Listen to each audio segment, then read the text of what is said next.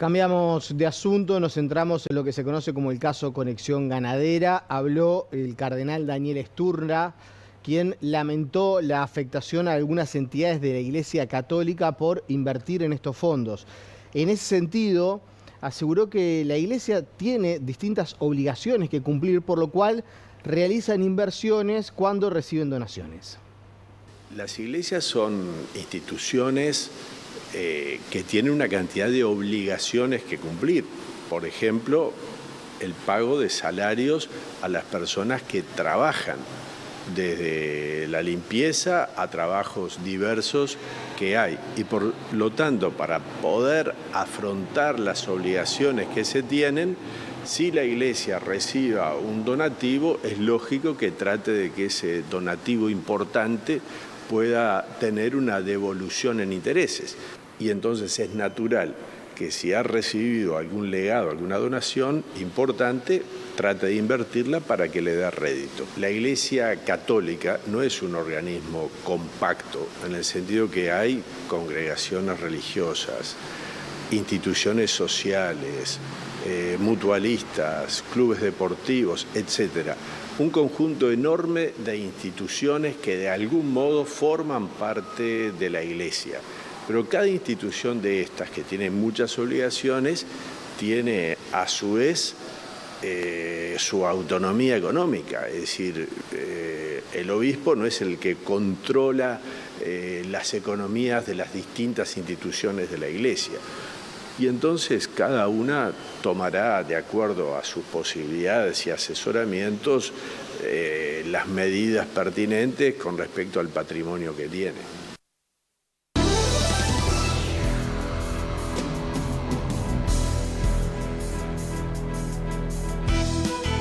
Momento de abrir la ventana al mundo. Deli, bienvenido nuevamente. Muchas gracias. Vamos a hacerlo con la información que dábamos en el comienzo del noticiero. Masivo y sorpresivo apagón en Chile. Millones de personas se encuentran afectadas en estos momentos y los servicios se encuentran comprometidos.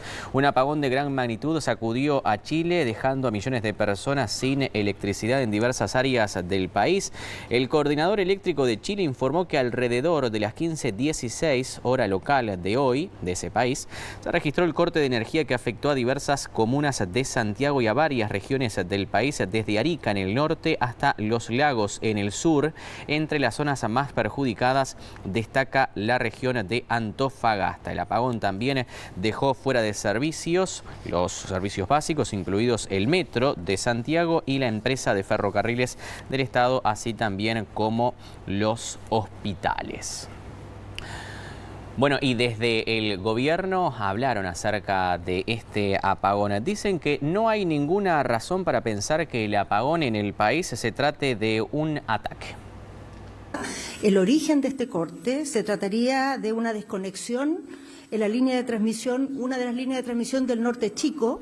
Es una línea que tiene una carga de 500.000 volts y que en este momento, por su interrupción, está afectando el conjunto del sistema eléctrico del país. En las próximas horas tiene que informarse con más detalle por parte de las empresas de los elementos que van a permitir llegar a una explicación de por qué se produjo esta interrupción.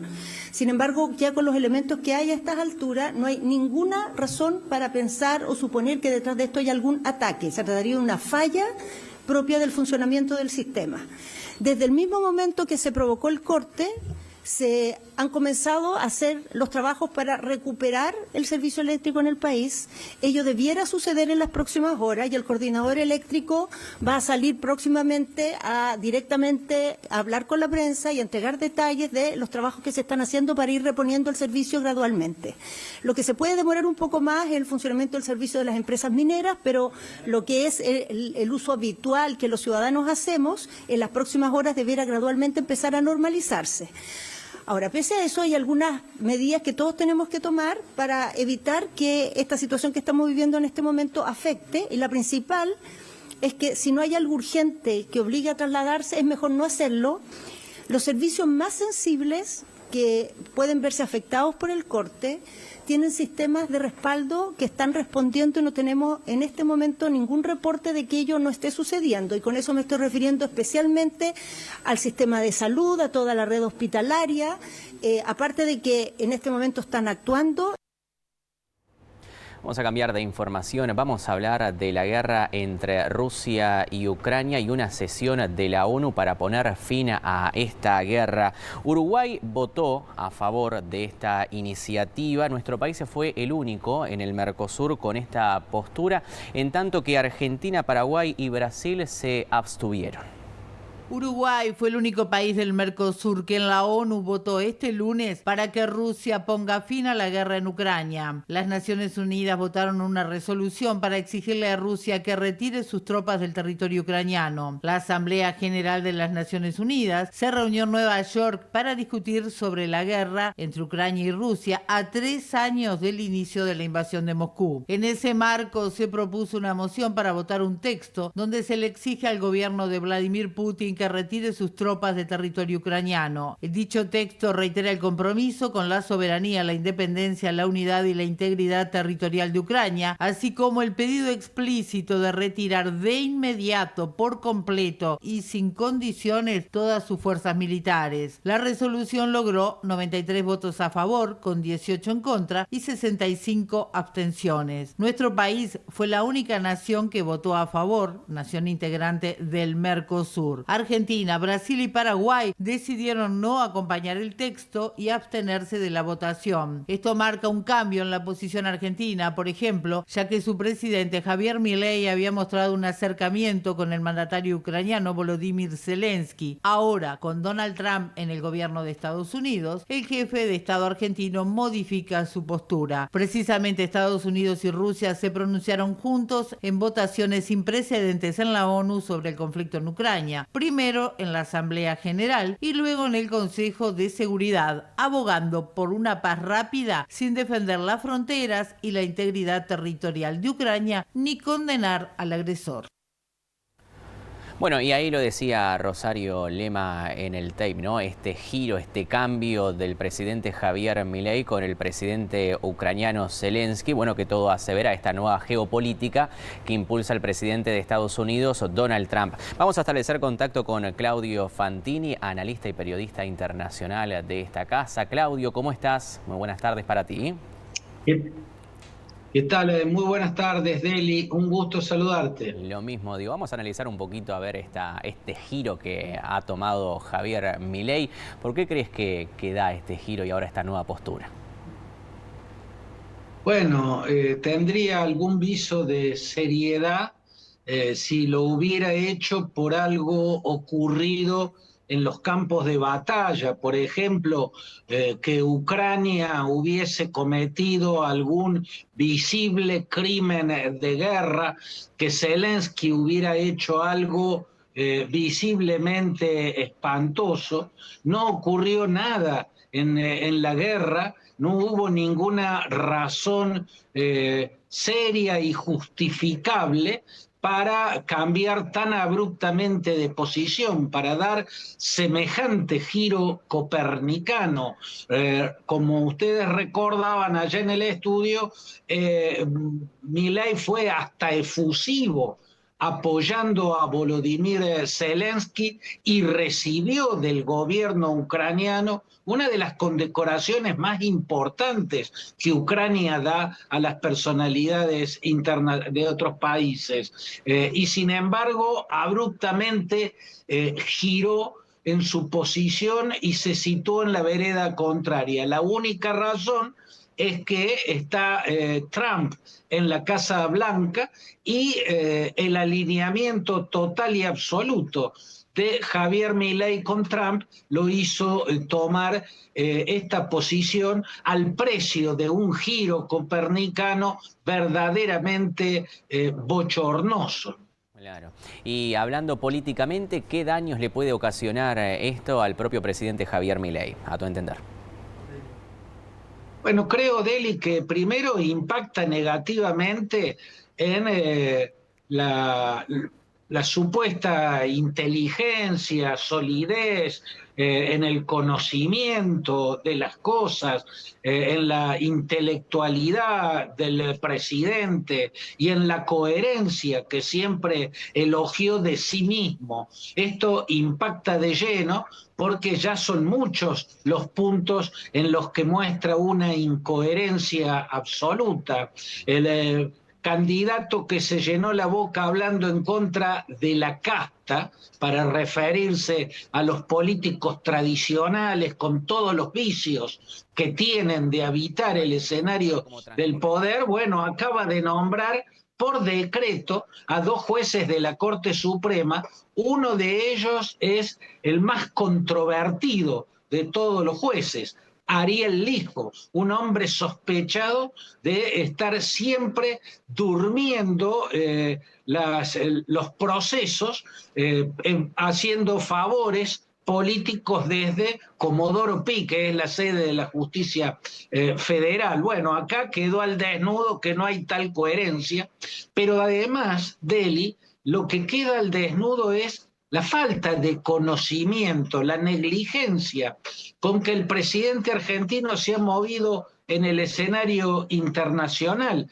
Nosotros hemos planteado en la pantalla de BTV, a propósito de aquellos abrazos con Zelensky y el alineamiento total del gobierno de Milei con la posición ucraniana, denunciando la invasión de Rusia, denunciando que Rusia es culpable de haber generado una guerra al invadir al vecino eslavo. Esa era la posición de Milei.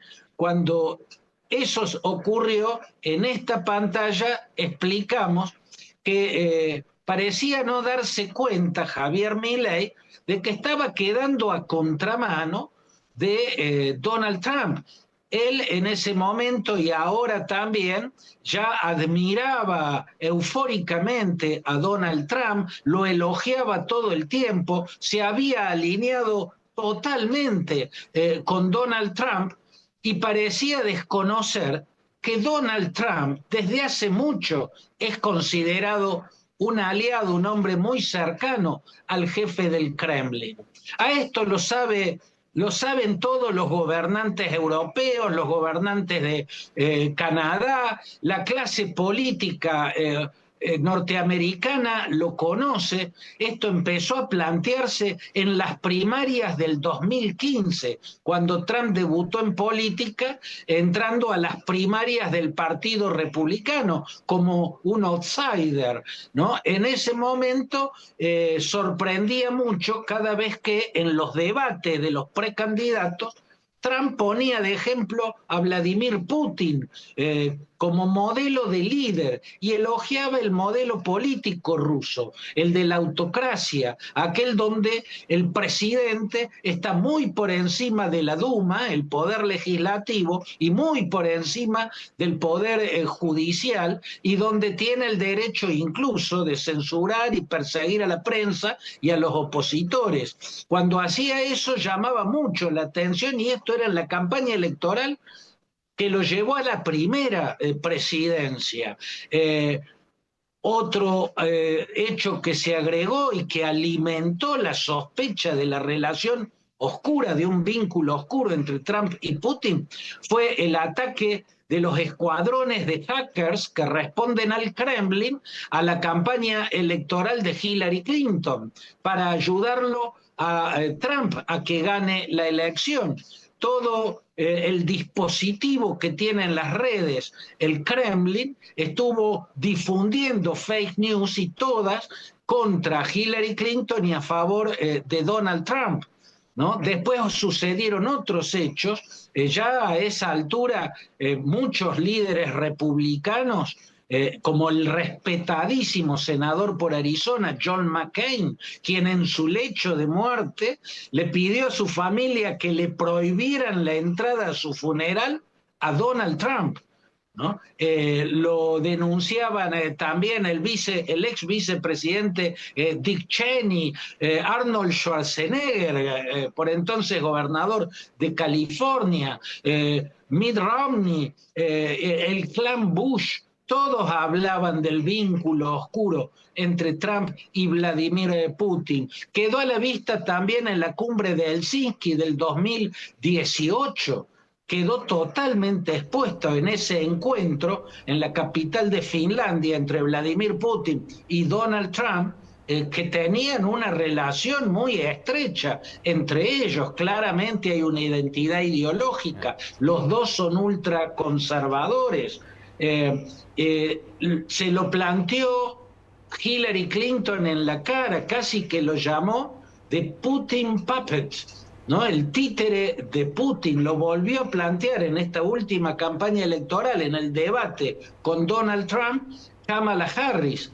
Esto es un secreto a voces desde siempre, pero Javier Milei pareció enterarse recién la semana pasada, cuando Trump saltó a la trinchera de Vladimir Putin y desde ahí atacó a mansalva a Volodymyr Zelensky, a Ucrania y a Europa. Ahí recién cayó en cuenta y ayer le tocó hacer el papelón, el bochornoso papelón de un giro copernicano en la posición que había tomado la Argentina frente a Ucrania. Bueno, muy bien, Claudio, te agradecemos por este contacto, por este análisis. ¿Qué días para la Argentina y qué días también para el propio presidente Javier Milei? Bueno, nos reencontramos en algunos días. Abrazo grande, Deli, hasta cualquier momento. Que pase muy bien. Bueno, me pareció oportuno ver este giro del presidente Javier Milei cuando en su momento lo había llamado héroe también a Zelensky, ¿no? Cambia, todo cambia. Sí, la geopolítica. Avanzamos en temas locales. Les comentamos que el desempleo subió en enero respecto al mes anterior y se ubicó en 8,1%, cuando en diciembre había sido del 7,4%, lo que representa un aumento de 12.400 personas. De acuerdo al informe del Instituto Nacional de Estadística, hay 1.750.000 trabajadores ocupados, mientras que los desocupados son 153.600, unos 7.000 menos que hace un año. Si se tiene en cuenta la distribución en el país, en el interior el desempleo es del 8,7% y en la capital es del 7,1%. En lo que tiene que ver con el nivel de informalidad, creció una décima y se ubicó en 21,3%.